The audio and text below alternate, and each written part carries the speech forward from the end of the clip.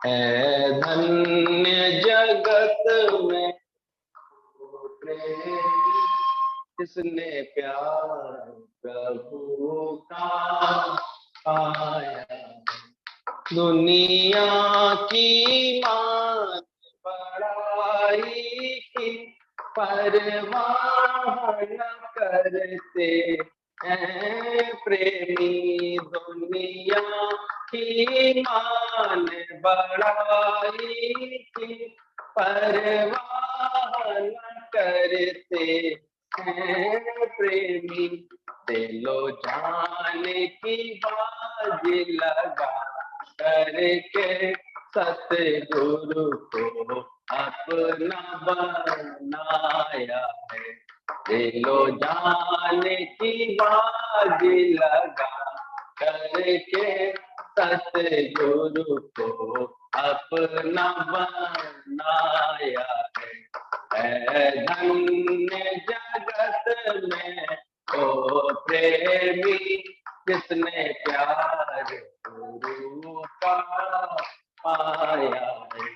प्रियतम की प्रीति के पीछे जग सारे को ठुकराया है धन्य जगत में प्यार गुरु का पाया है। रहती है लगन ये सदा मन में कि कब रीझेंगे नाथ मेरे। रहती है लगन ये सदा मन में कि कब रीझेंगे नाथ मेरे।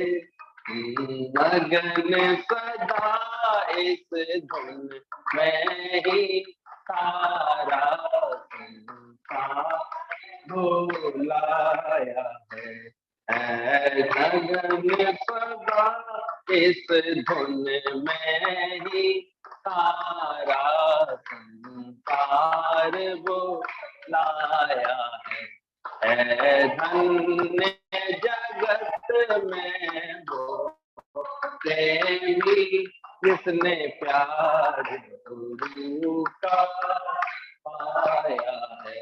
प्रियतम की प्रीति के पीछे जग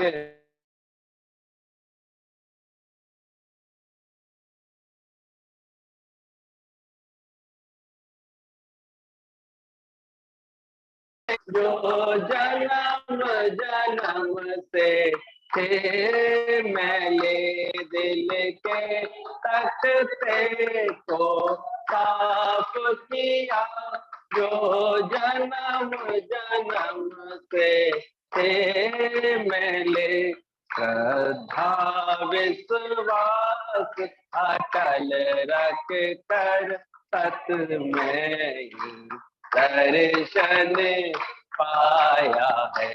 श्रद्धा विश्वास अटल रख कर घट में दर्शन पाया है धन्य में वो प्रेमी जिसने प्यार प्रभु का पाया है धन्य जगत में वो प्रेमी जिसने प्यार प्रभु का पाया है।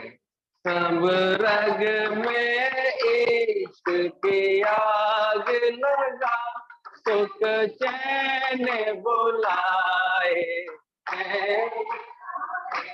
रग रग में इश्क की आग लगा सुख चैन बुलाए हैं। सारे गुरु वचनों पर होकर सदके मैंने मंजिल को पाया है।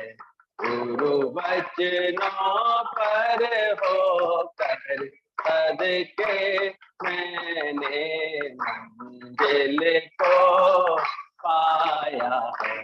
ऐ धन्य जगत में ओ प्रेमी किसने प्यार गुरु का पाया है।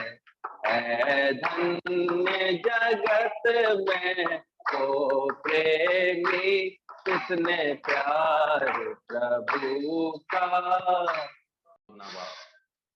सोते हुए मुझे कोई हानि नहीं है, ना यत्न करते हुए मुझे कोई सिद्धि नहीं। सुंदर मन की स्थिति है ज्ञानी की, लेकिन ये साधकों को समझने के लिए है, और वो भी जब किसी ब्रह्मज्ञानी गुरु के अंडर में हो। ये तो लोग अर्थ के अनर्थ करते, मोटा मोटा अर्थ तो यही है, सोते हुए मुझे कोई हानि नहीं है इसलिए मैं सोया पड़ा हूं। फिर तो बड़े में ऐसे कह देगा, अजगर करे ना चाकरी, पंछी करे ना काम, दास मल्लू का क्या गए जब के जाता है। पर ये एक अंदर के मन की स्थिति है कि ऐसी निश्चिंतता का सोना एक ज्ञानवान ही कर सकता है कि उसको सोने में कोई हानि नहीं दिखाई दे रही। दुनिया देखो कहां सो पाती है, ये करना है, कल ये करना है, परसों ये करना है। रात को सोएगी तो सुबह के लिए प्रोग्राम बना के रख देगी। उसको इतने स्वार्थ जुड़े हुए हैं जगत से कि उसे लगता अच्छा देर से उठा तो ये हानि हो जाएगी, ये बात हो जाएगी, हो जाएगी। पर ज्ञानी को अंदर से ये समझ है, ये वो जानता है कि उसका कोई कहीं किसी से स्वार्थ का कोई लेना देना नहीं है। सोते हुए भी मुझे कोई हानि नहीं है, ना यत्न करते हुए मुझे कोई सिद्धि है। मैं यत्न करूंगा तो मेरे को कुछ सिद्ध हो जाएगा, ऐसा भी उसके अंदर में कोई भाव। उसकी एक सुंदर समझ होती है। वो कैसी समझ होती है? जब वो व्यक्ति नदी किनारे आराम से लेटा हुआ था, धूप थी तो ऊँग ऐसे थोड़ा सा विश्राम कर रहा था, मटके उसने सजा रखे थे, मटके रखे हुए थे उसके बाद बेचने के लिए। एक आया व्यक्ति अंग्रेज, भाई क्या कर रहे हो? बोले मटके बेचता हूँ। तो मटके बेच रहा हूँ तो तुम तो लेटे हुए सो रहे हो। बोले मटके रखे हैं, जो लेना चाहेगा वो आएगा, उसको दे दूंगा। बोले ऐसे कैसे? आवाज लगाओ, जोर जोर से बुलाओ लोगों को, बेचो, ऐसे करो। कहता उससे क्या होगा? अरे ज्यादा ग्राहक आएंगे तुम्हारे पास, ज्यादा ये होगा। तुम तो लेके आराम कर रहे हो। बोले फिर क्या होगा? फिर ज्यादा ग्राहक आएंगे तो ज्यादा मुनाफा होगा। अच्छा भाई ज्यादा मुनाफा होगा तो क्या होगा? अरे मुनाफा ज्यादा होगा तो फिर पैसे वाले हो जाओगे, तुम पैसे वाले हो जाओगे तो कोई अपना मकान बनवा लेना, फिर अपनी छोटी जो झोपड़ी को पक्का मकान बनवा लेना, तो ऐसे कर लेना। बोले फिर क्या करेंगे? फिर क्या करना है? बोले फिर क्या, मकान हो जाएगा, घर बार हो जाएगा, कोई पैसा हो जाएगा, फिर आराम करना। बोले अभी क्या कर रहा हूँ? एक समझ है, ये कॉपी करने की चीज नहीं है। समझ, ज्ञानी अंदर से कितना स्थिर है, शांत है, जो हो रहा है उसकी प्रकृति से उसमें वो बिल्कुल स्थिर बैठा हुआ है, शांत बैठा हुआ। वो इंद्रियों से लिपायमान ही नहीं होता, उसका मन चलता ही नहीं है। गुरु जी कहते थे नहीं जागने से लाभ कुछ, नहीं हानि कुछ सोने में। ये एक मन की स्थिति बनाता है वो अंदर। नहीं जागने से लाभ कुछ, ना हानि कुछ सोने से है। दुनिया जो हुड़ हुड़ में लगी रहती है, करता भाव से ये करना है, अब ये करना है, आज ये प्रोग्राम है, आज ये बात है, आज ये करना है। ज्ञानी वहां शांत रहता है, उसे उसमें कोई स्वार्थ नहीं दिखाई देता, कोई लाभ नहीं दिखाई देता। इसलिए वो उसकी सारी क्रियाएं बड़ी शांत भाव से हो रही होती, स्थिर हो रही होती है। उससे कोई भी कर्म छुड़ा दो बड़े आराम से, उसको उसके अंदर में विक्षेपता नहीं आएगी। कोई कर्म करने को दे दो तो विक्षेपता नहीं आएगी, क्योंकि करने से उसका कोई स्वार्थ नहीं, छोड़ने से उसको कोई हानि नहीं दिखाई दे रही। यानी उसके अंदर से ये लाभ हानि वाला जो ये कैलकुलेशन चलती है ना लोगों के अंदर, वो खत्म हो जाती है। एक मैं किसी सेठ जी के पास एक बार आराम कर रहा था, मैं इतफाक से रात को रुकना पड़ा उनके साथ, तो मैं सोया उनके संग। 2:30-3 बजे बेड हिल लिया था।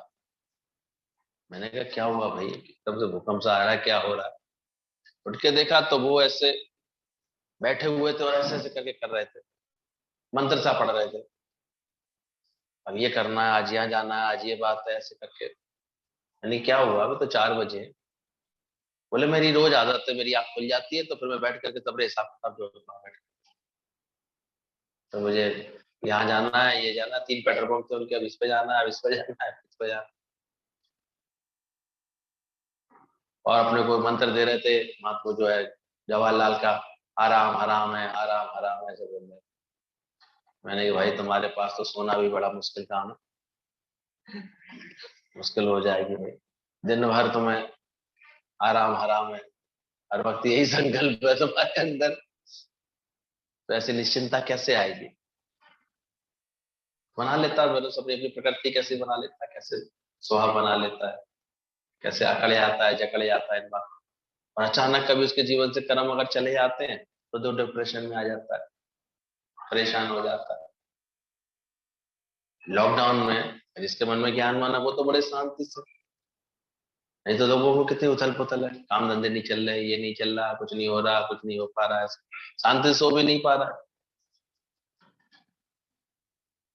लेकिन ज्ञान अंदर गया होगा, समझ आ रही होगी गुरु के ज्ञान की, तो अंदर से देखो स्थिरता रहती है, क्योंकि वो जानता है नहीं है जागने से लाभ कुछ और नहीं हानि कुछ सोने में।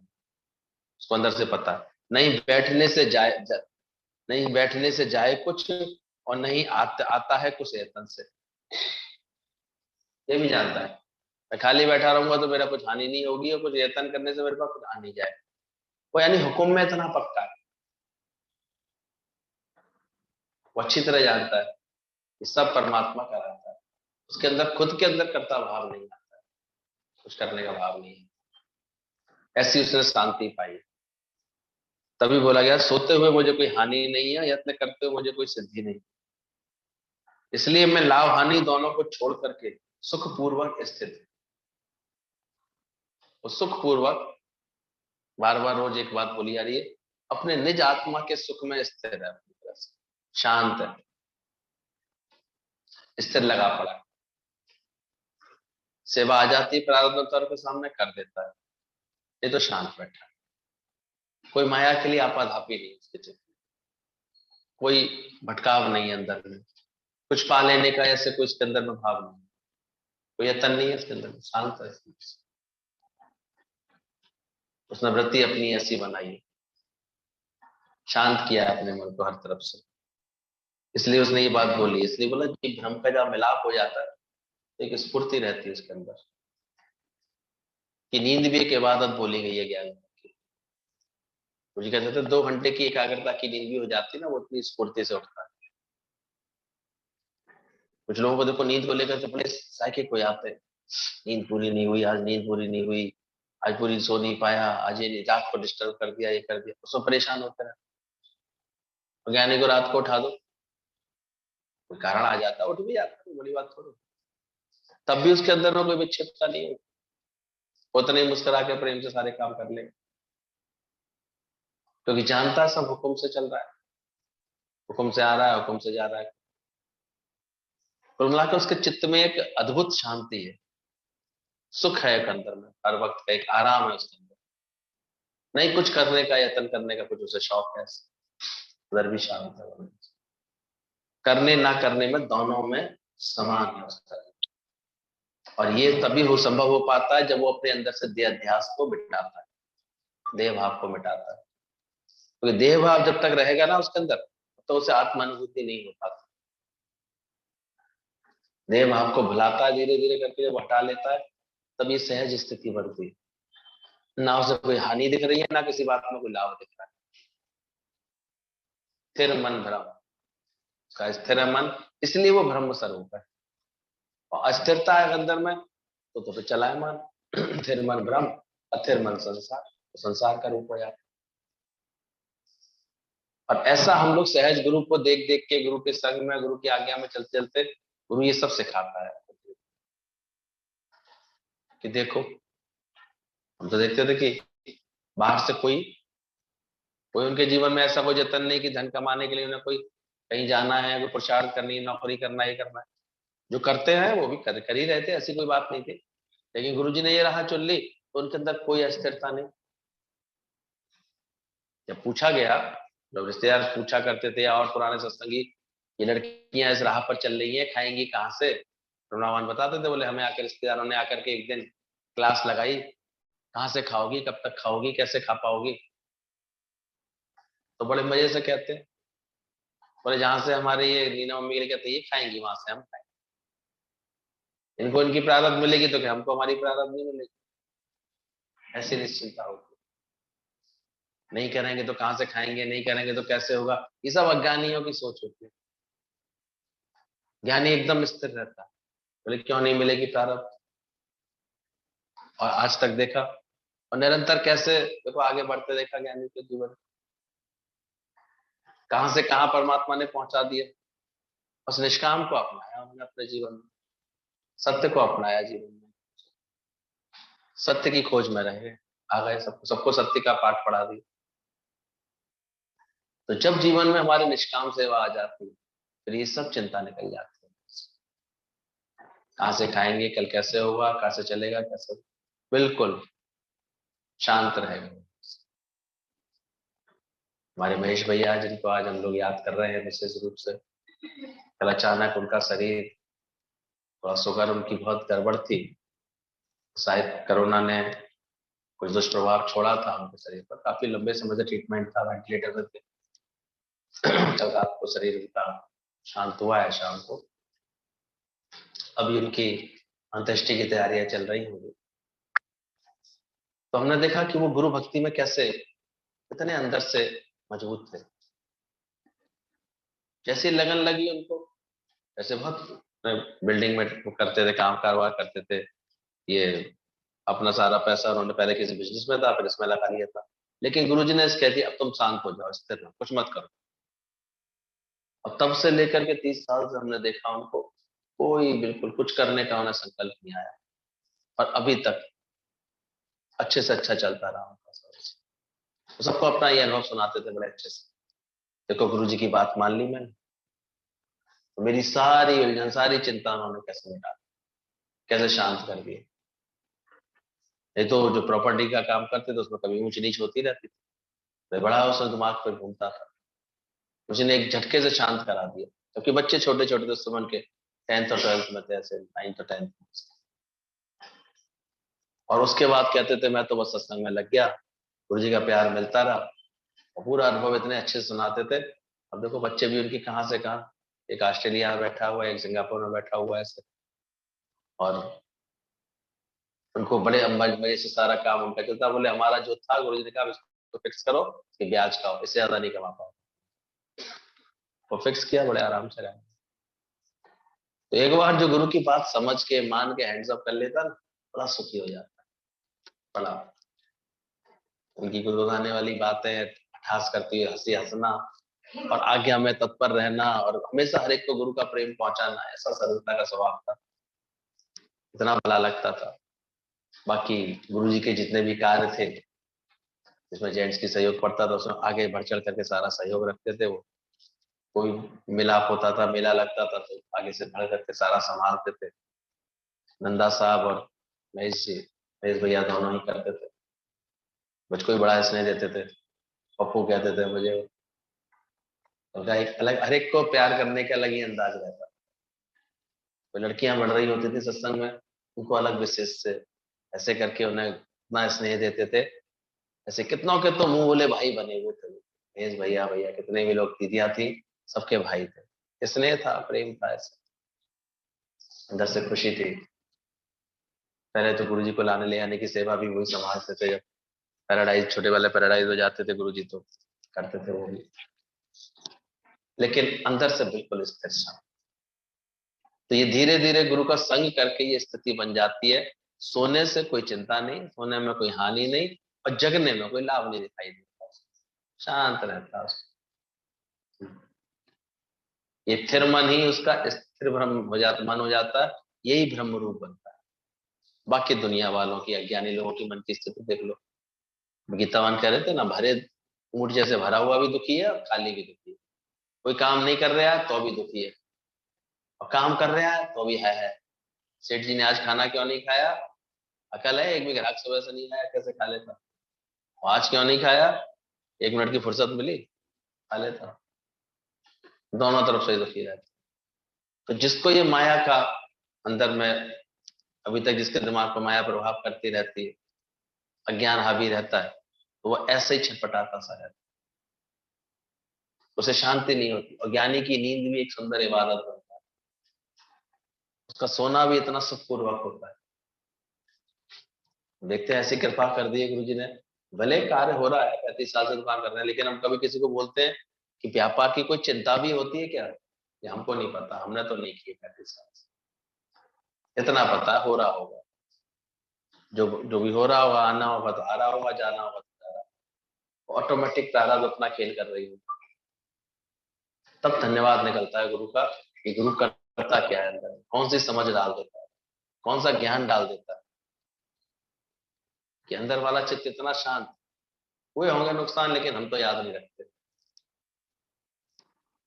हुए होंगे फायदे, लेकिन उसका भी ध्यान नहीं रखते। व्यापार है, चलेगा, ये तो दोनों बातें होंगी। और इस सत्संग के नियम से इतने सुखी हैं, इतने आनंद में, जो अपने ऐसा राजा किसी को समझते नहीं। इस सत्संग का नियम देके गुरु ने कितना बड़ा कल्याण कर दिया। मौज में झूमते रहते हैं उनके प्रेम में। तो अंदर से विश्वास करना, ये गुरु की बहुत कृपा होती है। यानी कि नींद भी इतनी फ्रेश होती है, इसको फ्रेश करने वाली। और दूसरा जो ये अभ्यास कराता है गुरु बैठ करके, to see God, to be God. वो जागेगा तो सबसे पहला संकल्प उसको क्या होता है? हे भगवान। वो सब में क्या देखने की कोशिश करता है? कुछ अभ्यास करोगे तो फिर वो चीज पक्की हो जाए। उठत बैठत सोवत जागत, ये मन तुझे चितावे। देखो, आंख खुलते ही पहला भाव क्या डालते, पहला संकल्प क्या डालते, वैसे तुम्हारा जीवन चल बनने वाला है, वैसे चल। कुछ कहते उठते ही अगर तुमने बोल दिया हाय 8 बज गए, हाय 7, तो हाय हाय में जाएगा पूरा। और उठते ही बोला वहां पर होगा। हालांकि इतना उसके अंदर डिसिप्लिन होता है। अच्छा साधक हमेशा बिल्कुल नियम में चलता है। उसके अंदर के शरीर की बायोलॉजिकल क्लॉक भी ऐसे फिट हो जाती है कि अगर उसे 5:30 बजे नींद खुलनी है तो खुल जाएगी। वो ऐसे गधे बेच के नहीं सोता रहता है, तो आलस से नहीं है बिल्कुल। सोने के समय उसको अंदर से पुकार आ जाएगी, अब चलो विश्राम का समय हो गया, सोना है, तुरंत नींद आ जाएगी। क्योंकि चिंता कोई होती नहीं, चिंतन कोई होता नहीं, फिक्र कोई होती नहीं।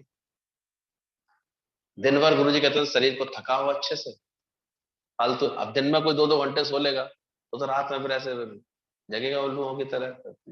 नींद अगर नहीं आई तो नहीं आई, 12-1-2 बज जाते हैं उसको बेचारे को। दिन में सो तो लिया 2 घंटे।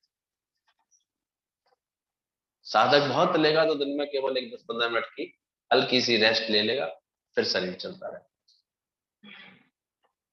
तो शरीर को ऐसे अच्छे उसमें चलाता रहता है, अच्छे नियम में, अच्छे उसमें।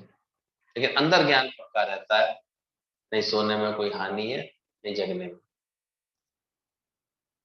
उनका सोना जगना दोनों ही भगवान की पूजा बन जाती है, क्योंकि वो हर जगह भगवान होता है, सी गॉड एवरीवेयर। और उसकी पूरा जीवन जैसे हमेशा जाता ही वेलफेयर ऑफ अदर्स, दूसरों के वेलफेयर के लिए जाता है। एक सेठ ने पूछा, उसके सेठ जी को सपना आया कि लक्ष्मी जी ने बोला कि सेठ जी मैं अब तुम्हारे पास से जा रही हूँ, मेरी विदाई का समय आ गया। तुम तो जानते ही हो मैं सब जगह एक जगह से नहीं रहती हूँ, एक दिन जाना तो ही मुझे तुम्हारे यहाँ से। पर मैं तुम्हारी भावनाओं से, तुम्हारी सेवा से बहुत प्रसन्न हूँ, चाहती हूँ मेरे जाते आते तुम कोई एक बार मांग लो मुझसे। लक्ष्मी जी के सेठ जी उठे सपनों से, बोले ऐसे लक्ष्मी माता ने मुझे सपनों में बोला है। 3 बहू थी सेठ जी के, तीनों को उन्होंने बुलाया। बोले ऐसे जो है जरा देखो, लक्ष्मी जी ने स्वप्न में बोला है कि अब वो जाने वाली है, एक बार मांगने के लिए, केवल एक बार मांगने के लिए बोला है। क्या राय है तुम तीनों की, मुझे क्या मांगना चाहिए? बड़ी बहू थोड़ी सी मायावी प्रकृति की और थोड़ा लोभ लालच वाली थी। कहते हैं अरे पिताजी इसमें सोच क्या रहे हो, बढ़िया बढ़िया वाले हीरे पन्ने मांग लो, जीवन भर हमारे काम तो आएंगे, कभी कोई बात आ गई तो हमारे काम तो आते रहे। पिताजी मुस्कुरा दिए, बोले समझ नहीं रही लक्ष्मी जाने का मतलब क्या होता है, वो सब प्रभावहीन हो जाएंगे तभी तो मतलब ही क्या हो नहीं जाता है, शेयर बैठे बैठे जीरो का रह जाता है, नगीने में रखे रखे एकदम तो धड़ाम हो जाता है, सब रेट उसके सब ऐसे हो जाता। बोले समझ ही नहीं रही तू तो बेटा। दूसरी थोड़ा सा झगड़ालू थी,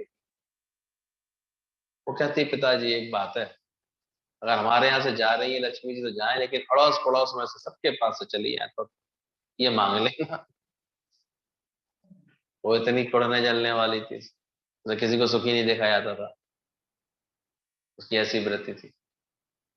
तो अंदर की प्रकृति जैसी होती वैसी व्यक्ति मांगता है।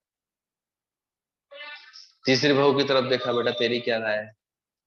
कहता है पिताजी मैं तो बस इतना जानती हूँ, वो धार्मिक थी, थोड़ा संस्कारी थी, माता लक्ष्मी को अच्छे से प्रणाम करना, कहना हम आपके साथ से बहुत खुश थे, बहुत हम सुखी रहे आपके प्रभाव से, अब आप जा रही हैं, बस हमको एक आशीर्वाद दे दीजिए कि हमारे घर से कोई संतों का निरादर ना हो, कभी हमेशा उनका मान सम्मान दिया जा सकता जाता रहे, संतों की सेवा में हम हमेशा ऐसे ही तत्पर रहे जैसे अभी तक रहे।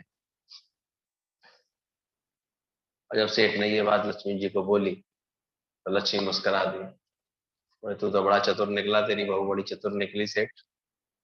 सेठ ने कहा मेरी तीसरी बहू ने बोला है कि हमारे घर में ये सेवा कार्य चलता रहे, भक्ति का काम होता है, बोले जहां मेरे नारायण को रोक लेते हैं, नारायण को मांग लेते हैं, वहां तो मैं सेवा के लिए अपने आप ही चली जाती, तो अब तेरे घर से तो मैं जा ही नहीं पाऊंगी जहाँ ऐसे संस्कार। तो ये समझ हमको गुरु दे देता है कि जो जितना अच्छा अपने जीवन में देखो परमात्मा को प्रकट कर रहा है। आज गुरु जी के जीवन में था क्या, एक भगवान से जुड़न, एक भगवान को प्रकट करना, सारे समय ये सत्य की वार्ता, सत्य बताना सबको, कैसे जीवन कर दिया देखो उन्होंने, और कितनों का जीवन ऐसा बना दिया। आप जपे और नाम जपावे सुनत कहत रहत तूफान। आज भी गुरु जी यही प्रेरणा दे रहे हैं, तुम तो अभी भी खाली बैठ जाओगे, इधर उधर की सोचना बहुत करोगे, फिर यहाँ घुंडी पड़ेंगी, फिर बीमारी बनेगी अंदर ही अंदर। आप जब अभी खाली समय है वो तक करो इस ज्ञान के कार्य को, क्या दिक्कत। सबको जाकर के सच का संदेश दो, सबको जाकर के ये ज्ञान की बात बताओ, दिया तो गुरु ने बहुत है, तो कमी तो किसी के लिए रखी नहीं, भर भर के दिया है सबको गुरु ने, तो निष्काम ही बनाओ अपने जीवन। ये कार्य करने का शौक,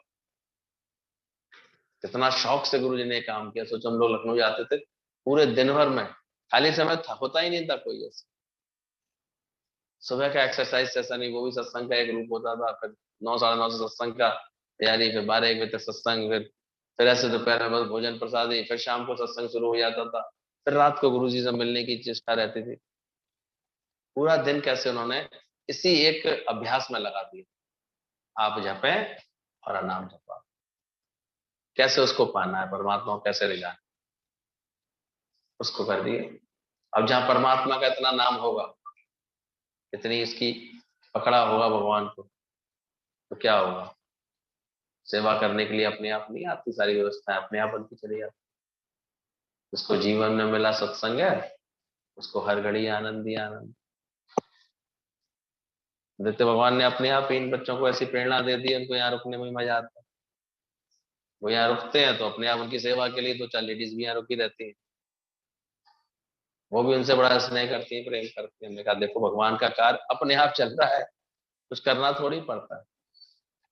तो रोज अपने मन को ये याद दिलाते हैं मैंने कि वास्तव में ये आने वाले भी किसकी प्रेरणा से आ रहे हैं, यहाँ बैठने वाले भी किसकी प्रेरणा से, यहाँ भी किसकी प्रेरणा से बोल रहा है, ईश्वर ही करता है। तो आप अकेला सब करें तो कभी भी ये भी करता भाव नहीं आता कि कोई कुछ कर रहा है, कि हम कुछ करते हैं। वो करता है, वो करा लेता है अपना कार्य, उसको खुद भगवान का काम है। ज्ञानी कभी इसमें नहीं उलझता कि मैं करूंगा, मैं जाऊंगा तभी होगा, कहता कराएगा ना भगवान। ज्ञानी जा रहा था अपना घोड़ा, उसका घोड़ा बार बार ऐसे मुड़े, दूसरी तरफ मुड़ जाए, दूसरी तरफ मुड़ जाए, वो जाना चाह रहा था लेफ्ट, घोड़ा राइट मुड़ जाए। आगे देखा उसको फिर छोड़ दिया, जिद नहीं करी उसको, भाई ठीक है भगवान की जाने क्या मर्जी है, क्यों ले जाना चाह रहा है। आगे गया तो जंगल में एक भगत के पास पहुंचा। वो ऐसे याद कर रहा था, बड़ी परमात्मा की याद में था। वो छटपटा रहा था, कैसे भी कोई मुझे आए और मुझे भगवान का सही समझ दे दे, भगवान से मिलवा दे। ज्ञानी ने कहा देखो, निराकार अपना कार्य सब खुद करता है, जहां जरूरत है वहां खुद घोड़ा लेकर के आया। हम लोग गुरु जी का देखते थे भाव हमेशा यही रहता था, करने का कोई भाव नहीं है और कर्म इतने हो रहे होते, जादू ऐसा चल रहा होता था। ऐसे लगता था कहाँ जहां जिसको जरूरत होती थी वो खिंच के आ जाता था, या कोई कारण बन जाता था उनसे पास मिल लेता था। नहीं तो कोई कारण था, छपेटी में इतने लोग आज आते थे सत्संग करते थे, कैसे?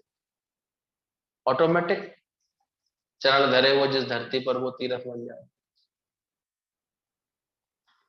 शुरू शुरू में उनसे पूछता था, मैंने गुरु जी कैसे? आपको किसी को मैं संदेश देता हुआ मैं नहीं देखता हूँ, किसी को कुछ बोलता हुआ मैं नहीं देखता हूँ, कि या किसी को बोले कि अरे चलो फलाने को ले आना उसको ले आना, फिर भी ये सब आपके आते कैसे आ जाते हैं? बोले इनके पास इनकी अमानत है ना मेरे पास। तो उन्होंने बड़ा अच्छा मुझे समझाया, वो शब्द उनके सुनते नहीं है। गौरव ये सारा कार्य परमात्मा का होता है, वो खुद कर रहा होता है, कभी अभिमान मत आना। वो खुद करता है, उसे किससे कराना है कैसे कराना है वो कराता है। तो आप अकेले सब करें तो करने वाला थोड़ी होता है। कौन प्रेरणा देकर के भेज देता है, तो तुम समझ ही नहीं पाओगे। हाँ, अब धीरे धीरे देखते हैं, विश्वास होता है कि कैसे करता है वो, वही लेके चलता है। उनके दर तक पहुंचाना था, उनके दर तक पहुंचाता था भगवान, प्रेरणा दे दे करके, खींच खींच करके, ये ऑटोमेटिक चलती है। उनकी कितनी कृपा नजर आती है हमें। अच्छी तरह से मन में बैठा लेना, ये सारी व्यवस्था परमात्मा की है इसके अंदर। ये कौन चला रहा है? वही तो चला रहा है, वही लेके आ रहा है, वही रोकने वाला है, वही कर ले आने वाला, वही लाने वाला है। अगर हमारा संकल्प है इसके लिए, सत्संग के लिए इतना संकल्प है, निष्काम इतना अंदर में है, दृढ़ता से भाव है इसके लिए, तो देखो रोकता नहीं है। रोज रोज मिलाप कराता है, रोज रोज सत्संग कराता है। और से घोर लॉकडाउन में भी हम लोग कुछ ना कुछ जतन करके मिलते ही रहे, प्रेम होता रहा, सत्संग होता रहा। तो कौन है करने वाला, कौन है कराने वाला? इंसान थोड़ी करता है। इंसान सभी की आंखों में बस एक ही मूर्त दिखती है, मतलब कि हम सब एक, एक नूर से उसके चल रहा है सारा। इसलिए वो कभी नहीं बिसरे अंदर से, ये समझ में आ जाना चाहिए कैसे वो चला रहा है, कैसे वो कर रहा है। इसलिए सिर्फ एक प्रेम का पाठ गीतावान का जो वही रह जाना चाहिए। क्या सोचे कौन करने वाला? हम तो कितनों के नाम भी नहीं जानते हैं यहाँ पर ढंग से। कितने कितने महीनों आने के बाद कभी वो जतन करते हैं मिलने का, तो हम मिल लेते। मैं तो इसकी भी आदत नहीं किसी के बारे में ज्यादा जाने या कुछ, इतना पता है उसे अच्छा लग रहा होगा तो आ रहा है। वो अपनी लगन खुद बढ़ाता है और आगे बढ़ जाता है, खुद बढ़ के बात करता है, खुद बढ़ के अपनी, और सियाना होता है थोड़ी सेवा से जुड़ जाता है और अच्छे से जुड़ जाता है, और सियाना हो जाता है, जल्दी जल्दी आकर के अपना भाव रखता है कि हमें ये भी सीखना है, ये भी सीखना है, ये बात कैसे है, ये पूछता है तो और जुड़ जाता है वो अंदर से। बाकी यहाँ ऐसा कुछ भी नहीं है, यहाँ तो बस यही कि तुम्हारा जीवन ज्ञानवान हो जाए, तो ज्ञानवान तो जहां रहेगा वो सहज आनंद में रहेगा। अब तुम देखो तुमने कितना ज्यादा इसको प्रकट कर रहे हो भगवान को अपने अंदर। एक तो जल्दी से बात समझ लेता है, अपने घर में अपने जीवन में हर जगह ज्ञान का प्रभाव अच्छे से अच्छा बना देता है, खुद भी ज्ञानवान हो जाता है, घर का वातावरण भी ऐसे बनाता है, सत्संग का नियम बना लेता है अच्छे से, उसके घर परिवार वाले भी सत्संग को पसंद करते हैं, गुरु को पसंद करते हैं। और एक जो है हम देखते हैं, वो सोचता है शुक्र है मुझे ही निकलने दे रहे हैं, बहुत है, ऐसे सोच के चला आता है, वो आगे प्रेम नहीं कर पाता। तो खुद देखो अपने अंदर, संकल्प कैसा है तुम्हारा, भाव कैसा है तुम्हारा। खेल तो सारा ये भगवान का है, कि कौन चला रहा है, सोचो विचार किया करो कौन चला रहा है, ये सारा खेल भी कैसे चल रहा है परमात्मा। कैसे एक बीमारी का प्रकोप ऐसे चल रहा है, कैसे फिर हॉस्पिटल्स में हलचल बढ़ गई है, कैसे जो है लोग तीमारदारी कर रहे हैं, कैसे कैसे इलाज हो रहे हैं, कैसे इलाज हो रहा है, वो इलाज भी जो है सफल नहीं हो रहा है। खेल है। वो आई जरूर 500 को मारनी है, लेकिन लोगों की गलत ख्याली से, अज्ञान की वजह से 5,000 मर गए। देखने में तो यही आ रहा है। कितने इस अफरा तफरी में चले गए। कल मुझे कोई बता रहा था, मैंने कहा ज्यादातर डेथ जो है बड़ी उम्र वालों की तो इसलिए हो रही है, डॉक्टरों को बेचारे दिखाई नहीं पा रहे। अब शरीर को तो जरूरत पड़ गई है कि भाई इनका रूटीन चेकअप हो, डायबिटीज चेक होती रहे, इनकी ब्लड प्रेशर चेक होता रहे। घर के सब लोग डर गए कोरोना कोरोना के नाम से, बेचारों को देखभाल ही नहीं हो पा रही है उनको। वो ऐसे निकल रहे हैं फिर दुनिया छोड़ छोड़। वो खुद डर गए हैं अंदर से। डॉक्टर भी देखने से मना कर रहे हैं, देख नहीं पा रहे, कहीं इलाज मिल नहीं पा रहा। कितने ऐसी आपाधापी में चले जा रहे हैं कि इस हॉस्पिटल में नहीं है, इस हॉस्पिटल हॉस्पिटल घूमते घूमते चले जा रहे हैं। बीमारी तो अपना खेल अलग कर ही रही है। ये अलग चल रही है अव्यवस्थाओं का, इसका खबरों का, बातों का, इसका ये हो गया, इसका ये हो गया। तो जिनके जीवन में डर है, ऐसे ख्याल ज्यादा है, नेगेटिव ख्याल ज्यादा है, जल्दी प्रभावित हो रहा है। खबरें आ रही, कभी किसी की आ रही, कभी किसी की आ रही, कभी किसी की आ रही। कर क्या लोगे तुम इससे? हो सके तो ऐसे में ज्ञान पक्का कर लो कि कुछ भी चले जाने से मुझे कोई विक्षेपता नहीं है, कुछ आ जाने से मुझे कोई राग नहीं है, कोई लाड़ा नहीं है कि कुछ भी मिल जाए। मैं आत्म स्वरूप, मैं आनंद स्वरूप, मेरा कोई लाभ नहीं, मेरी क्या होगी हानि।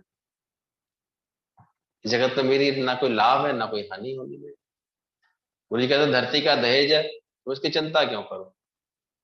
ठीक है, संकल्प आया है, व्यवस्था कर जाना, लिख जाना अपनी, किसको क्या देना, लेकिन चिंता नहीं पालना किसी चीज की बैठ कर कि हाँ ये करूं ये करूं ये करूं। ब्रह्म ज्ञान नहीं तो और होता है, ऐसे छोड़ के चल देता चाहो। क्यों ऐसा सोचा कि लग झगड़ेंगे, ये होगा वो, जिसको झगड़ना होगा वैसे भी झगड़ेंगे। प्रेम होगा वैसे ही अपने आप प्रेम से रह लेंगे, कौन सी उसमें दिक्कत नहीं है। तो ज्ञानी के मन सदा आनंद, ये समझना, ज्ञानवान जो हो जाता है उसके दिल में हमेशा आनंद रहता है, क्योंकि उसने अपने गुरु से ये प्रेम की भाषा ठीक से समझी होती। गीतावान के दिन आ रहे हैं तो ये प्रेम अवतार गीतावान की वाणियां हैं, ठीक से समझना। प्यार क्या है, प्यार भगवान है और भगवान ही प्यार है। डिटेल में प्रेम के बारे में ये लिखा हुआ है, हर साल जरूर पढ़ते हैं तो फिर दोबारा पढ़ लो इसको। प्रेम ही परमात्मा है, प्रेम ही जगत का सार है। प्रेम एक अदृश्य नाजुक धागा है, बहुत महीन, बहुत नाजुक, बहुत बारीक, जैसे कि हवा के एक झोंके से भी टूट जाए, लेकिन नहीं टूटता, तलवार से भी नहीं काटा जा सकता। मृत्यु भी सिर्फ एक चीज को नहीं मिटा सकती है, और वो है प्रेम। लिखने वाले ने कितने सुंदर शब्दों में प्रेम को परिभाषित करने का प्रयास किया है। कैसे ये परमात्मा, आज परमात्मा सर्वत्र भी है और दिखता भी नहीं, ऐसे ही प्रेम है। प्रेम ही जगत का सार है। तो ठीक से अध्यात्म को समझते हैं, वो ये बात को जानते हैं कि सारे संसार में एक जो प्रेम भाव है, यही परमात्मा का रूप है। और कुछ एक प्रेम के सहारे देखो सारा खेल चलता रहता है, परमात्मा प्रकट होता रहता है। अदृश्य नाजुक धागा ऐसा है ये। मृत्यु भी केवल एक चीज नहीं मिटा सकती है, वो है प्रेम। हमेशा किसी का क्या रह जाता है, क्या रह जाता है उसका यार, वो नहीं मिटती मृत्यु के साथ। प्रेम का बीज ही मोक्ष का फल बनता है, और जिसके जीवन में प्रेम का बीज आ जाता है, उसी का जीवन धीरे धीरे मोक्ष के लिए तैयार हो पाता है। तो बीज होगा तभी तो फल बनेगा बाद में। तो मोक्ष का फल किसके बनेगा? एक वो आया गुरु के पास, तो गुरु सच्चा था, कहता भाई तुमने किसी से प्यार किया है? तो प्यार की फीलिंग किसी के लिए तो हो। हम ना जानते प्यार व्यार क्या होता है, हम नहीं कहते, हम किसी चक्कर में नहीं पड़ते, हमने हमारा किसी से प्यार नहीं है, हमें प्यार नहीं किसी से, ऐसे बार बार बोले जाए। तो क्या भाई ध्यान कर, किसी से तो हो, किसी से हो तो मैं उस प्रेम को बदल करके परमात्मा से करवाऊं तेरे को प्रेम। वो बिल्कुल अक्खड़ भाव से बोलता जाए, मैं नहीं कर सकता किसी से प्यार, ये प्यार व्यार मैं चक्कर में नहीं पड़ रहा। आखिर गुरु को बोलना पड़ा, बोले भाई तो तेरे लिए ज्ञान भी नहीं है, क्या किया जा सकता। कहीं प्रेम हो तेरे हृदय में किसी कोने में छोटा मोटा किसी के भी साथ, तो चलो मैं उसको बदल के परमात्मा से प्रेम करा, पर तू तो बिल्कुल अड़ियल होके बैठा है, अब मैं कैसे परमात्मा से मिलवाऊं। तो इतना आवश्यक है। बोला ये प्रेम ही है, बीज ये मोक्ष का फूल बनता है। असली प्रेम उसी दिन उदय होता है जिस दिन हम इस सत्य को समझ पाते हैं, चारों तरफ दाएं बाएं ऊपर नीचे पास दूर एक परमात्मा ही विराजमान है। क्या समझते हैं जब, यत्र तत्र सर्वत्र एक परमात्मा का भाव। इसलिए अभ्यास जो ये करता है, to see God is to be God. जब ये भाव आता है तब प्रेम। शुरू में हम प्रेम को समझ नहीं पाते, सत्संग में बैठते हैं धीरे धीरे तब समझ में आता है। नहीं तो किसी को खुश करने को ही समझते हैं हम प्रेम करना, वो प्रेम नहीं। वो तो एक अच्छी चेष्टा है, अच्छा है, अच्छी प्रकृति तुम्हारी, सबको तुम सेवा करके सुख देना चाहते हो, अच्छी बात है, लेकिन अभी प्रेम नहीं है। प्रेम कब बोला जाएगा ये, जब इसमें परमात्मा शामिल हो जाए, जब ऐसे भाव। इसलिए दुनिया में जो भी इन संबंधों में प्रेम कर रहे हैं, वो प्रेम नहीं होता। सभी लोग बोलते तो रहते हैं हमारा बड़ा प्रेम है, घर वालों से बड़ा प्रेम है, फिर कहाँ प्रेम रहता है। प्रेम उत्पन्न ही वही होता है जहां परमात्मा का भाव होता है। इसलिए जब गुरु आता है जीवन में, वो बैठ के ये अभ्यास कराता है कि क्या तुमने सब में परमात्मा का भाव रखा, प्रेम रखा, तब वो प्रेम पैदा होता है। इसी को यहाँ कहा जा रहा है कि प्रेम, असली प्रेम उसी दिन उदय होता है जिस दिन हम इस सत्य को समझ पाते हैं कि चारों तरफ तुम्हारे दाएं बाएं ऊपर नीचे पास दूर एक परमात्मा ही विराजमान है। सब में उसी परमात्मा का रूप है। जब ये बात जान लेते हैं, जहां हमारे से कोई भिन्न नहीं, जुदा नहीं, अर्थात जब तुम्हें दूसरे और अपने में बीच में एकता का अनुभव होता है कि हर जगह मेरा अपना आप ही है, दूसरा है ही नहीं। प्रेम गली अत सांकरी जामे दो ना समाए। आओ तो जल्दी से समझें इस बात को। जब हम चारों तरफ उसी परमात्मा को विराजमान महसूस करते हैं, या अभ्यास पक्का करते हैं, तब हृदय में वो प्रेम का बीज डेवलप होता है। अगर पति देखकर, बच्चे देख करके, मैं मेरा देख के, माता पिता देख के प्रेम कर, वो प्रेम नहीं है। प्रेम कब होगा, जब क्या देखोगे, परमात्मा का। वही प्रेम धीरे धीरे हमारा शुद्ध होता जाएगा।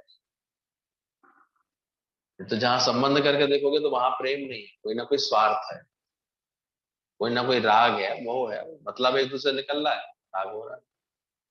और प्रेम तभी पैदा होगा जब भगवान करके देखो, सब में उसी परमात्मा का रूप है, जहां हमारे से कोई भिन्न नहीं, जुदा नहीं, ऐसा भाव होगा। तब तुम्हें दूसरे और अपने बीच एकता का अनुभव होगा कि हर जगह मेरा अपना आप है, दूसरा है ही नहीं। फिर देखो बड़े ऐसे किसी के प्रति ऐसा बेरुखा व्यवहार नहीं कर पाओगे अपने आप। हर जगह हर एक का ख्याल तुम्हारे अंदर अपने आप ही आएगा, सेवा अपने आप ही होगी तुमसे।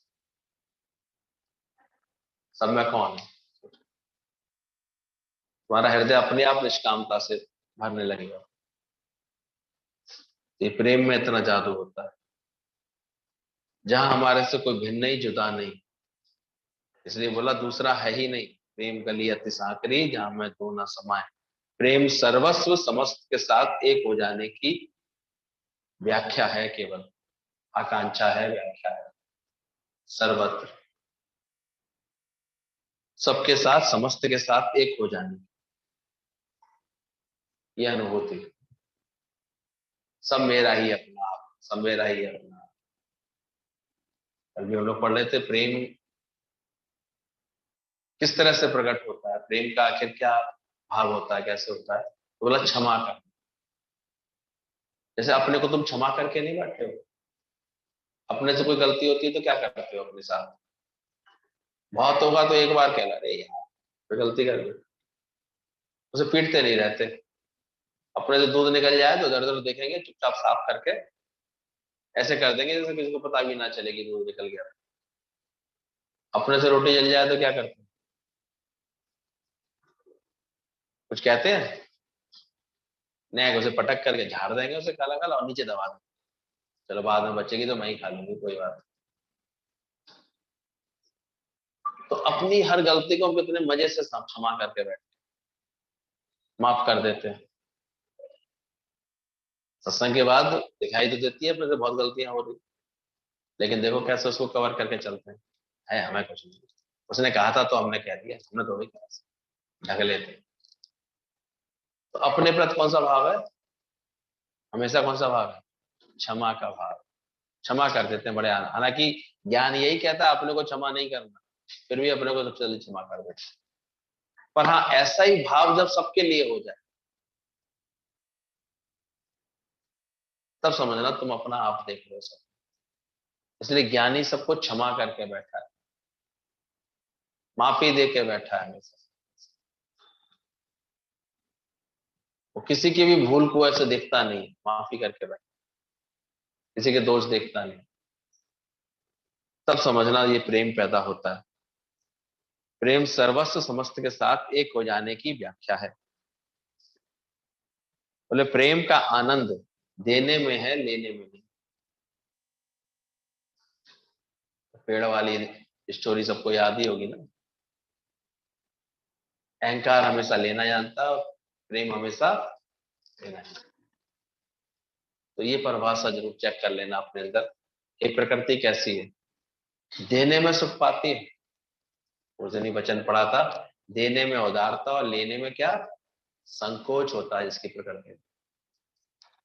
नहीं तो किसी किसी को देखो लेने को तत्पर है, कहीं से मिल जाए कितना भी मिल जाए, और देने के नाम पर कुछ नहीं। देने के नाम पर तो एहसान सा जताएगा वैसे, तो समझ जाना वो उसके हृदय में प्रेम नहीं है, शायद खाली है वो अभी। तो सच्चा प्रेम होता है ना, उसके जीवन में अपने आप उदारता होती है हर बात। तो प्रेम सर्वस्व समस्त के साथ एक हो जाने का एक जो है आदर्श है, आख्या है। प्रेम का आनंद देने में है, लेने में नहीं। प्रेम दान है, मांग नहीं। प्रेम हमारी आत्मा का जागृत रूप है। ये सारी प्रेम की परिभाषाएं समझाई जा रही है, इसको समझ लें। प्रेम का आनंद देने में है, लेने में नहीं। अगर लेने में आपको सुख मिलने लगा, हड़पने में, लेने में, तो उसका लाभ प्रेम नहीं कर पाए।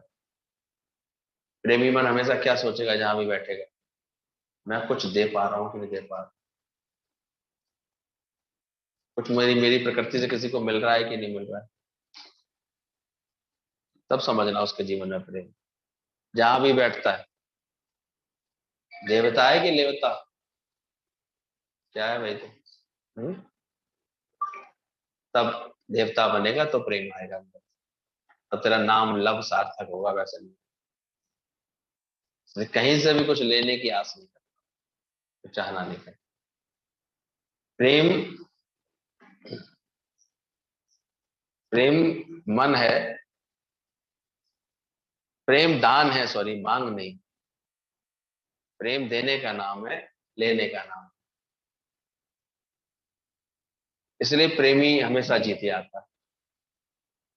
बुद्ध भगवान कितने प्रेम से भर करके पहुंचे होंगे, अंगुली माल अंगुली काट रहा था सबकी, कोई भी इस रास्ते से निकलता था उसकी उंगली काट लेता था। और बुद्ध भगवान को ऐसा प्रेम था अंदर में, बिल्कुल निडर होकर उसके पास चले गए और बड़े आराम से उसने रोका, तलवार दिखाई। जानते नहीं है उस रास्ते से कोई नहीं निकलता, जो भी निकलता है मैं उसको मार डालता हूँ। ये उंगलियां देखो मेरे गले में पड़ी है, 999 तो मार चुका हूँ, बस एक रह गई है, 1000 पूरा करना है। तो मेरे 1000वें वाले शिकारी हो, शिकार हो तो बड़े। बुद्ध भगवान मुस्कुराते रहे। उसने कहा पहली बार ऐसा कोई व्यक्ति आया है, मौत के नाम से डर ही नहीं रहा है, परेशानी नहीं हो रहा। बोले बात तो तुम्हारी अच्छी है, काम भी तुम्हारा अच्छा लग रहा है मुझे, सबको मारते हो, गोली काटते हो, ज्ञानी ऐसी बात कर सकता है उसके बड़े फ्रेंड से। कहता लेकिन मुझे लगता है ना तुम अभी आधा ही काम सीखे हो। बोले क्या मतलब?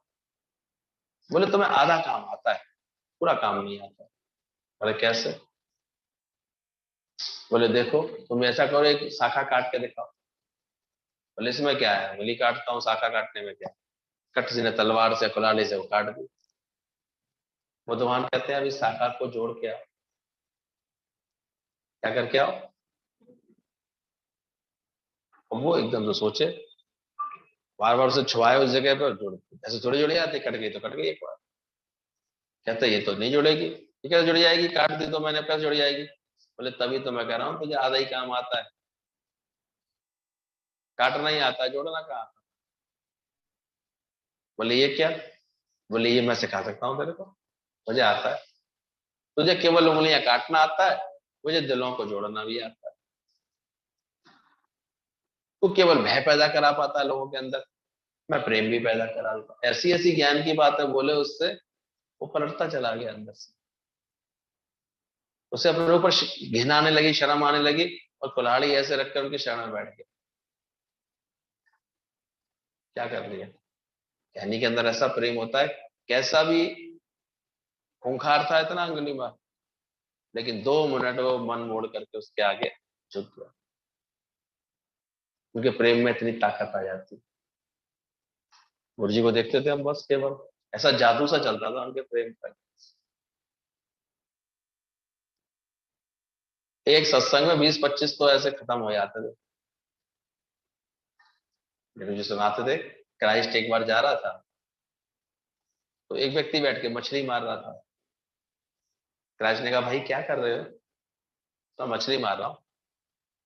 बोले ये भी कोई काम है? फंसाना है तो मनुष्य को फंसाओ, मछली क्या फंसा रहे हो? तो कहता, ये क्या काम है? क्या बोला आपने? बोले बोल रहा हूँ, वो पहचानता था ही, क्राइस्ट के लिए रेस्पेक्ट तो था। कहता ये क्या बात आप बोल रहे हो? अरे फंसाना है तो मनुष्य को फंसाओ। अरे मनुष्य कैसे फंसाया जा सकता है? मछली को तो चलो मुझे आता है, ऐसे मैं तार बांध के बैठता हूँ उसको फंसा लेता हूँ, मनुष्य कैसे फंसाया जाता है? बोले चल तेरे को सिखाता हूँ। वो साथ साथ चलने लगा, बड़े प्यार से उसे ज्ञान की बातें करने लगे। और भी जो मिलता रास्ते में उससे प्रेम करते, ज्ञान की बातें करते। धीरे धीरे उनके पीछे 3-4 लोग आ गए। सत्संग की बातें हो रही थी, भजन गा रहे थे सब अच्छे से। अरे आपने बताया नहीं मनुष्य कैसे फंसाया जाता। अरे फंसा तो लिया, और कैसे फंसाया? तो गुरु ही हमको ऐसा प्रेम सिखाता कि तुम और काम में तो बड़े एक्सपर्ट बन जाते। मनुष्य को मारा, उसकी मैं मारी, वो शरण में आया, वो भगवान ने कैसे उसकी मैं निकलवा दी सारी, और कहाँ बैठा दिया, शरण में ले लिया। बाद में वो बहुत बड़ा उनका भगत बना, शिष्य बना, उनके ज्ञान का प्रचारक बना वो भगवान। हालांकि बाद में एक बार पब्लिक ने उसको बहुत दंड भी दिया, लेकिन वो बड़े प्रेम से सह गया। बोले मेरे ही कर्मों का हिसाब किताब है, पूरा होने। वो भगवान भी रोकने आया, बोले नहीं प्रभु आज आप रोको मत, मेरा ये हिसाब किताब है शरीर का, पूरा होने दो। मैंने बहुत लोगों को सताया, उसकी इस भावना से, उसके प्रेम से फिर सब ने उसको फिर स्वीकार किया। तो कैसे प्रेम में जादू होता है सोचो। तो गुरु की कृपा जब हो जाए जीवन में, तो ये प्रेम तत्व, परमात्म तत्व हमारे जीवन में आने लगता है। प्रेम गली अति सांकरी जामे दो ना समाये। बस अहंकार और प्रेम एक साथ नहीं रह पाता। इसलिए जिसको भी प्रेम प्रकट करना है, उसे अपने अहंकार को तो हटाना ही पड़ेगा, हटा देना। प्रेम जोड़ता है, इसलिए प्रेम ही परम ज्ञान है। प्रेम अपने में पूर्ण है। प्रेम आकाश की तरह मुक्त है। प्रेम किसी को बंधन में नहीं डालता, स्वार्थ बंधन में डालता है, राग बंधन में डालता है। इसलिए हर संबंध में प्रेम नहीं है। आप देखो, माँ हर समय बंधन डालेगी, बाहर मत जा, ऐसे मत कर, ऐसे नहीं कर, ये नहीं कर। इसलिए प्रेम नहीं कहलाता, वो मोह कहलाता। हर चीज को पकड़ते हैं, और गुरु का प्यार देखा, उनने कभी बहाना नहीं और हम कभी भागे नहीं। कैसा अद्भुत काम था देखो। कभी हम तो तरस गए, कभी कहते नहीं नहीं करो, तुम आया ही करो, तुम ऐसे कभी नहीं बोलते थे ऐसे, कभी पकड़ते नहीं थे। कभी कोई फोन किया हो हमें, कभी कुछ किया हो? हाँ, बस प्यार उनका ऐसा था, सत्य ऐसा बताया, सुनाया ऐसा कि जो भी जुड़े उनसे तो बस जुड़ के ही रह गए, भाग ही नहीं सकते थे। तो ये ज्ञानवान के अंदर, निष्कामता के भाव के अंदर, ऐसे ज्ञान के शौक के अंदर ये चीज पैदा हो जाती है किसी का। तो गुरु कहता है ये पैदा करो अपने अंदर, ये सच्चा प्रेम आ जाएगा जिस दिन, उस दिन उद्धार हो जाएगा। तो प्रेम जो है आत्मा का जागृत रूप होता है, अलग नहीं होता कुछ और, जोड़ता है। इसलिए प्रेम ही परम ज्ञान है। प्रेम अपने में पूर्ण है, प्रेम आकाश की तरह मुक्त है। प्रेम में यदि ईर्ष्या हो तो फिर वो प्रेम नहीं है। अक्सर लोग प्रेम तो करते हैं, हम देखते हैं घर में दो बहनें भी आ जाती है शादी होकर के। अब बहनें तो प्रेम करती दिखाई देंगी, लेकिन अंदर अंदर क्या आ जाती है भावना? ईर्ष्या आ जाती है। इसको ज्यादा प्यार मिल रहा है, इसको ये ज्यादा हो रहा है, इसको ऐसे मिल रहा है। रह नहीं पाता कोई फिर। देखो दुनिया में कहाँ हो पा रहा है। बहुत मुश्किल से कोई प्रेम रख पाता है जीवन में। जो घर घर लागी आग, सारी रौनक चली जाती है अब करके। यहाँ प्रेम खत्म हुआ, ये सारी रौनक खत्म हो जाती। तो परमात्मा किस रूप में रहता है हम सबके घरों में? लव इज गॉड और गॉड इज लव। तो कर लें सबसे प्यार, अंदर अंदर मन में सबके लिए प्रेम रख लें। प्रेम तो सेवा है, प्रेम प्रार्थना है। प्रेम में रिटर्न की चाहना नहीं होती। प्रेम सेवा होती है, प्रेम प्रार्थना है। तो प्रेम होता है अंदर में तो आपको अपने आप सेवा करने का मन करेगा, किसी तरह से जुड़ने का मन करेगा। आप सोचो, जिनको अपने बच्चों को अपने माँ बाप से प्रेम होता है, आप देखो उन्हें किसी तकलीफ में रखते हैं, वो ऐसे तुरंत उनके लिए सुविधा बनाते हैं। उनकी किसी चीज को ऐसे डिस्टर्ब देखेंगे, भाई चश्मा टूट गया है, इनकी ये छड़ी खराब हो रही है, ये बात करा, तुरंत जो प्रेम वाले होंगे ना बच्चे, वो तुरंत ठीक करें। और जब प्रेम नहीं होगा तो बागवान तैयार हो जाएगी, फिर कहाँ कर पाएंगे। माँ बाप तो मोह के कारण प्रेम करते दिखाई देते, लेकिन जब हमें किसी से कुछ नहीं मिल रहा हो फिर हम उसकी प्रेम करते, सेवा करते, तब वहां प्रेम निष्काम बोला गया। कामना कोई नहीं, इसलिए गुरु ने ये प्रेम सिखाया सबको। या हम लोगों की आपस में किसी से कोई अपेक्षा नहीं, किसी से कोई कामना नहीं, कोई चाहना नहीं, फिर भी प्रेम। कल भी हम कह रहे थे, मैंने कहा देखो कहीं कोई और रिश्तेदार आने को तैयार नहीं, लेकिन चार सत्संगी पहुंच गए। प्रेम ही तो होता है, कैसे पहुंच जाता है। तो देखना, ये प्रेम तो बस किया जाता है, प्रेम तो बस देना ही है। प्रेम तो समर्पण है, लेकिन होता है इसका उल्टा। सब एक दूसरे से प्यार मांगते हैं, इसलिए उनका प्रेम दूषित हो जाता है। प्रेम का वास्तविक स्वरूप क्या होता है? आत्मा का जागृत स्वरूप हमेशा देने का भाव, सेवा का भाव, प्रार्थना है, बल्कि प्रेम तो एक तरह से प्रेम होगा ना, आप उसके लिए सहज प्रार्थना करेंगे। इसलिए एक कहने वाला प्रेम तो दुनिया में सब लोग, कॉन्टेक्ट तो बहुत है, कनेक्शंस का है। आजकल लोग स्वार्थ में इतने अंधे, कॉन्टेक्ट लिस्ट बहुत जल्दी बढ़ती है उनकी। जैसे कोई व्यक्ति दिखा होना, अच्छा इसका फोन नंबर लो, कॉन्टेक्ट करेंगे, इससे करेंगे, कोई लाभ का बात होगी इससे करेंगे। नहीं, प्रेम तो कर लो पहले उससे, कॉन्टेक्ट बाद में कर ले। प्रेम में उल्टा करना देना पड़ता है, मिटना पड़ता है, उसको फीलिंग देनी पड़ती है, खुशी देनी पड़ती है। तो प्रेम तो सेवा है, प्रेम प्रार्थना है, प्रेम समर्पण है, अपने आप में पूर्ण है, आकाश की तरह मुक्त है, प्रेम जोड़ता है। लेकिन दुनिया में लोग उल्टे होते हैं, वो प्यार मांगते हैं, प्यार करते नहीं। पति पत्नी से प्यार मांग रहा है, पत्नी पति से प्यार मांग रही है, माँ बेटे से मांग रही है, बेटा माँ से मांग रहा है सब खाली। खाली बैठे हुए और मांग रहे हैं। पहले भरो तो सही पहले अपने को। इसलिए जब गुरु मिलता है तो वो क्या करता है, हमारे हृदय के पात्र को, ज्ञान की समझ को भरता है, फिर हमको वो प्रेम के लिए तत्पर करता है, तैयार करता है। फिर हमारा प्रेम जो है असर दिखाता, उससे पहले नहीं दिखा पाता। पहले प्यार क्या कर रहे थे सोचो,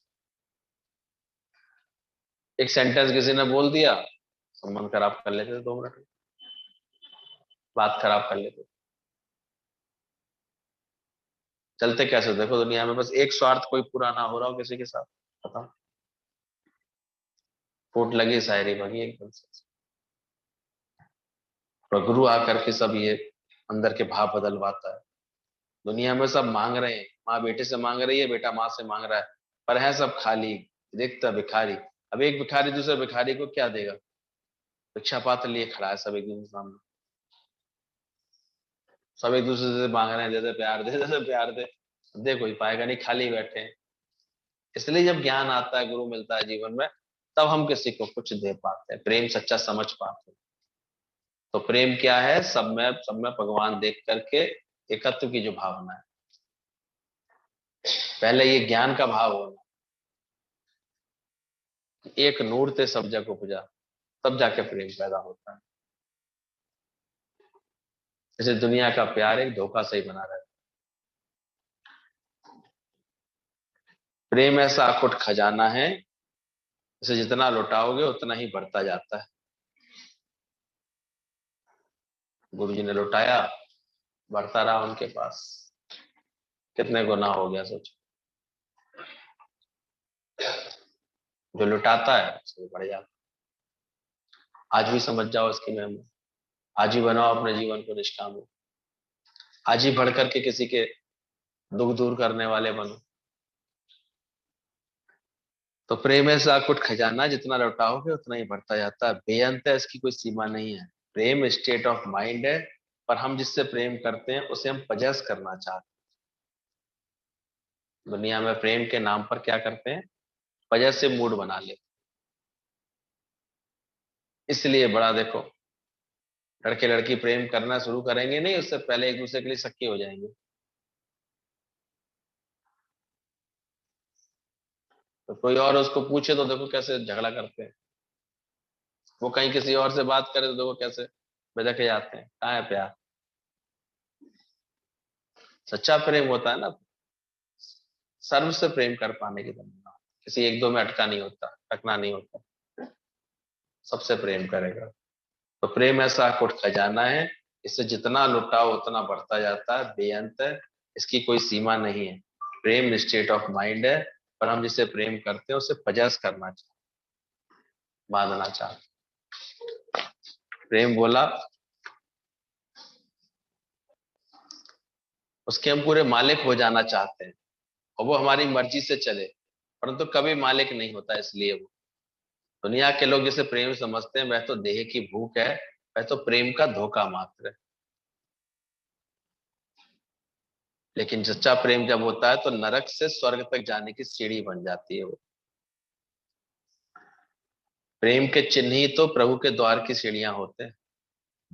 इसलिए गुरु के संग बैठो, इस संग करके धीरे धीरे इस प्रेम को प्रकट करो अपने जीवन में, महसूस करो कैसे वो मेरी आत्मा का स्वरूप है, कैसे परमात्मा का स्वरूप है, कैसे लव इज गॉड है, कैसे सब में एक भगवान देखने की सुंदर समझ को परमात्मा ने प्रेम बोला गया है।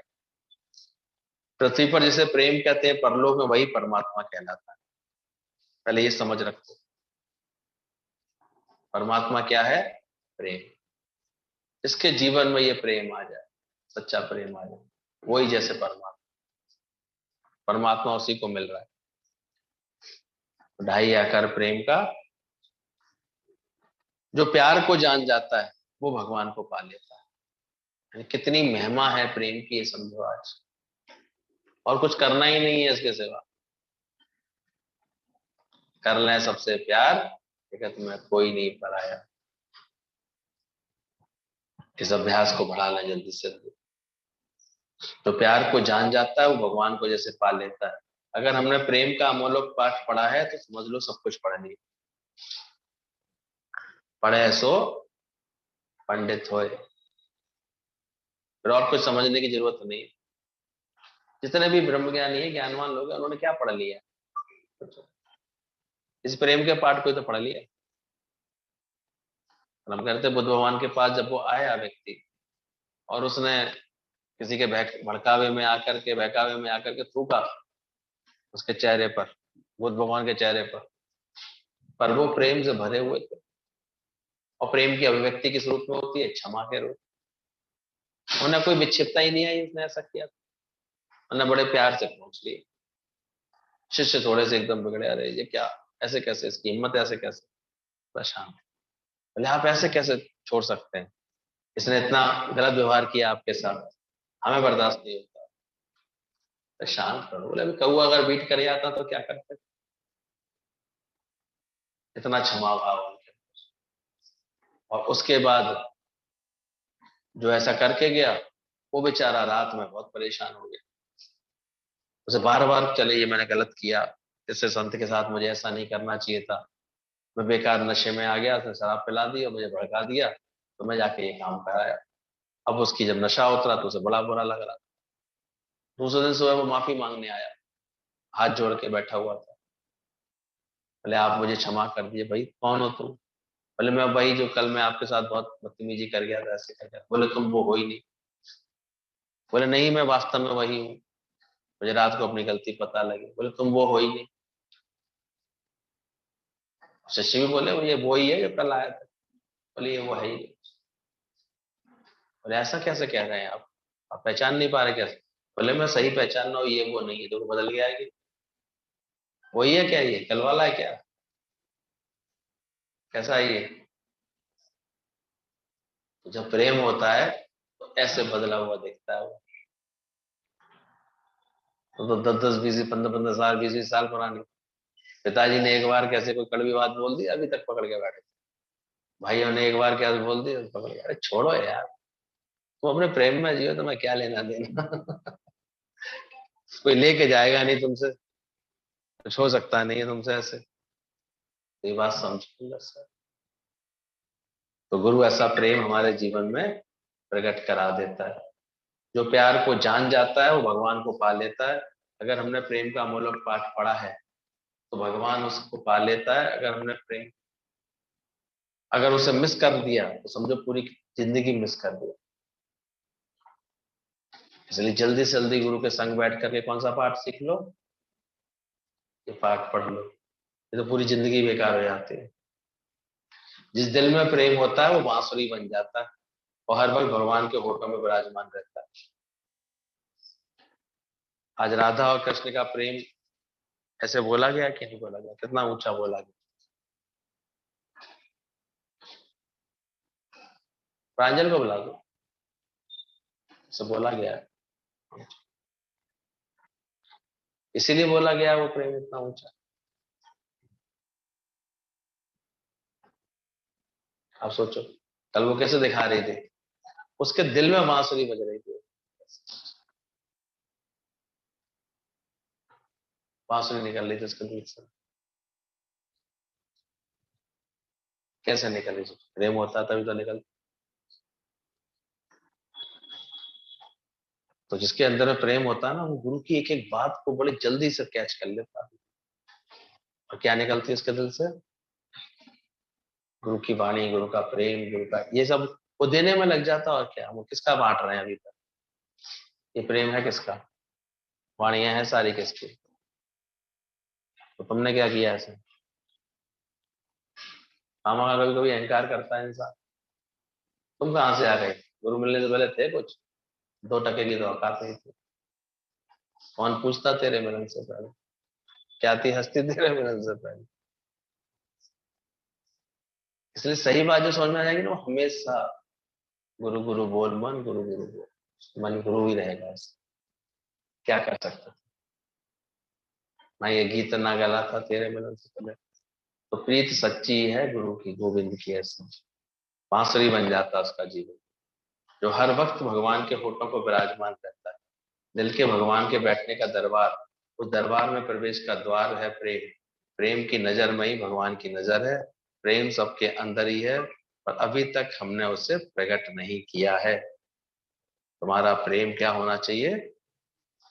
प्रकट रहना चाहिए, हर जगह हर एक्टिविटीज में प्रकट होना चाहिए, तो वो प्रेम है सार्थक। नहीं तो फिर वो प्रेम नहीं कहलाता। नौबत अक्सर तलाक तक आ जाती है, प्रेम की बात सोचते रह जाते हैं, प्रकट नहीं कर पा उसको। वो प्रकट होता है तुम्हारे वचन मीठे हो, नम्रता हो तुम्हारे जीवन में, सहने की ऐसे अंदर में प्रेम कर पाने की क्षमता हो, तो हो जाता है, नहीं तो नहीं होता। समझ गए? बाकी कथा मम्मी से सुन लो।